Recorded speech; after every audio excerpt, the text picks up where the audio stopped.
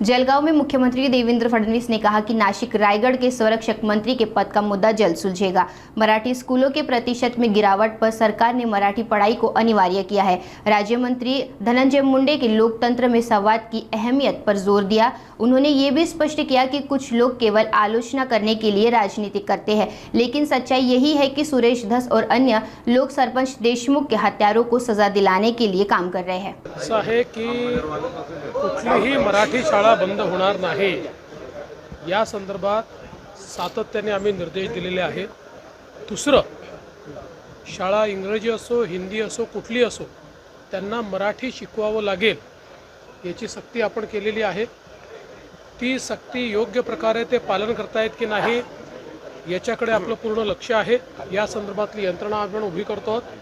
त्यामुळे कुठल्याही शाळेला मराठी हे शिकवावंच लागेल अशा प्रकारचा आपला निर्णय आहे। मध्य प्रदेशचा जो आपला लगतचा भाग आहे या ठिकाणी काही इलिगल ॲक्टिव्हिटीज चालल्यात असं आपल्या लक्षात आलं। त्यामुळे आपल्या पोलिसांनी एक ट्रॅप टाकला होता। तो ट्रॅप टाकल्यानंतर त्यांना पकडायचा ज्यावेळेस प्रयत्न केला त्यावेळेस त्यांनी अधिक संख्येने त्याच्यावर हल्ला केला आणि एका आपल्या पोलिसाला उचलून नेण्याचा प्रयत्न केला, पण आरोपीला आपण पकडलं होतं।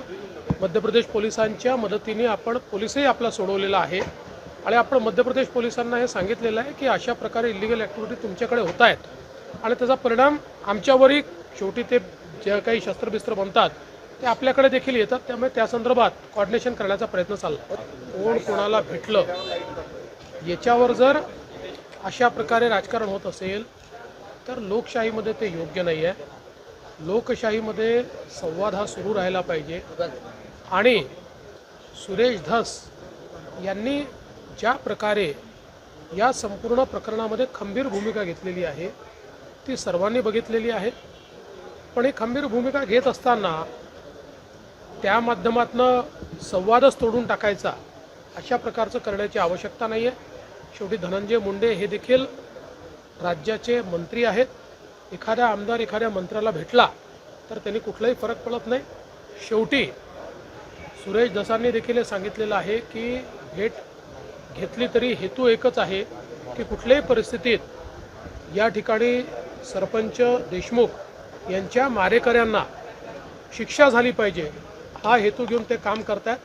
आता काही लोकांना ते पुढाकार का घेत आहेत यामुळे पोटात दुखतं आहे, त्यामुळे ते टीका करतात।